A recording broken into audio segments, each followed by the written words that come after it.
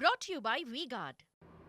સમાચાર સુરેન્દ્રનગરમાંથી કે જ્યાં ભાજપના કોળી સંમેલનમાં લોકોની પાંખી હાજરી જોવા મળી। જી હા, પંડિત દીનદયાળ ટાઉન હોલમાં યોજાયેલા સંમેલનમાં ખુરશીઓ ખાલી જોવા મળી। 3 પૂર્વ સાંસદ, 2 પ્રધાન હાજર હોવા છતાં ખુરશીઓ ખાલી રહી। ઠાકોર અને તળપદા કોળી સમાજને સાથે લાવવા સંમેલન યોજાયું હતું। ખાલી ખુરશીઓ મુદ્દે કેબિનેટ પ્રધાન કુંવરજી બાવળિયાએ નિવેદન આપ્યું। ગરમી હોવાથી લોકો સંમેલનમાં ન આવ્યા। તળપદા કોળી સમાજની અવગણના મુદ્દે સવાલ પૂછતા બાવળિયાએ ચાલતી પકડી। ઠાકોર નેતા ચંદુ શિહોરાને ટિકિટ આપતા કોળી સમાજ નારાજ હોવાની ચર્ચાઓ ચાલી રહી છે। ચંદુ શિહોરાએ તળપદા કોળી સમાજમાં નારાજગી ન હોવાનું જણાવ્યું।